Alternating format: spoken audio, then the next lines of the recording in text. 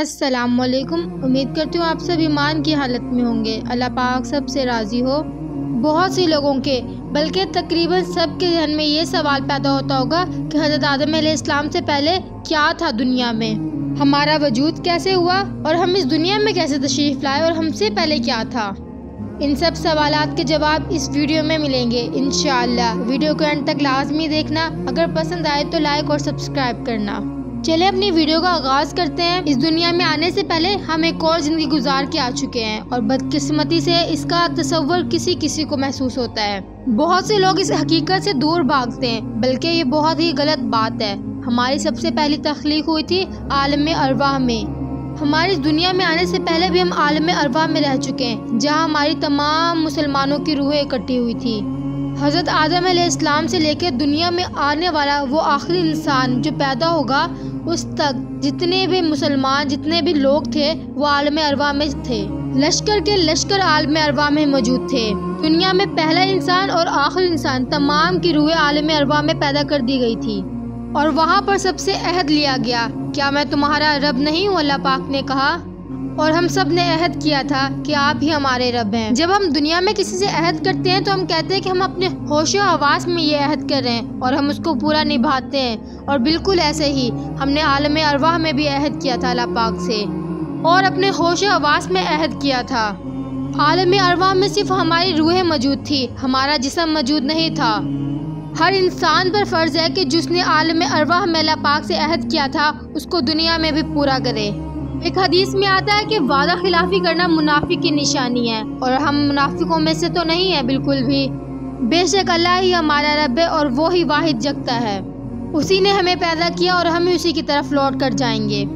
और यही वो मुकाम है जब आप सल्लल्लाहु अलैहि वसल्लम से पूछा गया कि या रसूलल्लाह आपको नबूवत कब मिली, तो आप सल्लल्लाहु अलैहि वसल्लम ने फरमाया जब आदम अलैहिस्सलाम भी नहीं बने थे ना, मतलब आदम अलैहिस्सलाम को पानी और मिट्टी से गूना जा रहा था ना, उस वक्त मुझे नबूवत मिल चुकी थी।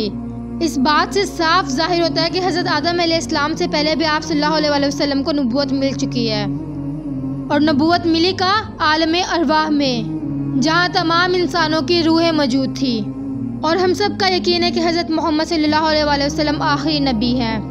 अब सवाल उठता है कि रूहें बनी कैसे। रूह को नूर से बनाया गया है। आप सब यकीनन जानते होंगे कि जो फरिश्ते हैं वो नूर से बने हैं। हज़रत आयशा रज़ियल्लाहु तआला अन्हा से रवायत है कि अल्लाह पाक ने फरिश्तों को नूर से बनाया। और फरिश्ते हैं क्या? रूह ही तो है। जब हमारा जिस्म नहीं था और हमारी रूह थी तो वो रूह अल्लाह पाक ने नूर से बनाई। हमने इस ज़िंदगी से पहले भी एक ज़िंदगी गुजार चुके हैं। हमने रूहुल आलमीन में एक ज़िंदगी गुजारी है, एक अरसा गुजारा है वहाँ पर। और अल्लाह पाक ने हमें वहाँ मौत की नींद सुला दिया और दोबारा जिंदा किया। बेशक वो हर चीज़ पे कादिर है, बेशक वो मौत देकर दोबारा जिंदा करने वाला है। ये हमारी दूसरी ज़िंदगी है जो हम दुनिया में गुजार रहे हैं। इसके बाद भी अल्लाह पाक हमें मौत देगा और दोबारा जिंदा फरमाएगा। बहुत से लोग इस बात को नहीं मानते, इसे इख्तिलाफ करते हैं। काफ़ी साइंटिस्ट का कहना है कि बिग बैंग थ्योरी से ही दुनिया का आगाज़ हुआ और इंसान बना। बिग बैंग थ्योरी से ही दुनिया में ज़िंदगी का आगाज़ हुआ और ये बात बिल्कुल गलत है, क्योंकि साइंटिस्ट आलम अरवाह तक नहीं पहुंच सकते, वो इसका गुमान तक भी नहीं कर सकते। अब सबके जहन में सवाल पैदा होता होगा कि दो मौत कौन सी हैं, तो मैं क्लियर करती चलूं। सबसे पहली मौत आलम अरवाह में हुई। अल्लाह पाक ने आलम अरवाह में लश्कर के लश्कर रूहों को पैदा फरमाया, उनसे अहद लिया कि वो ही हमारा रब है। उसके बाद उनको सबको मौत की नींद सुला दिया। और दूसरी ज़िंदगी जो अब हम गुजार रहे हैं ये दुनिया में, इसके बाद जो हमारी मौत होगी वो दूसरी मौत होगी। हम 2 बार जिंदा हो चुके हैं और 2 बार मरेंगे और तीसरी बार जिंदा हम क़यामत में होंगे।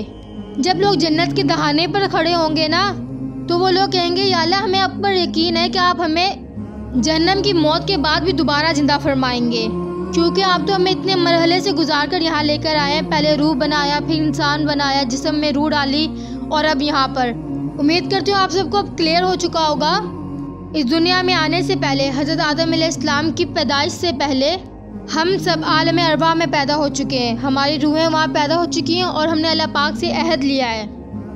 और मेरी दुआ अल्लाह पाक हमें इस अहद को पूरा करने वाला बनाए, हमारा खात्मा ईमान पर करे और हमें अपने उन नेक लोगों में शामिल फरमाए। आमीन। उम्मीद करती हूँ आपको वीडियो अच्छी लगी होगी। वीडियो अच्छी लगी हो तो लाइक एंड सब्सक्राइब कर दें। मिलते हैं नेक्स्ट व्लॉग में, तब तक के लिए अल्लाह हाफिज़। अल्लाह पाक सब का हामी व नासिर हो।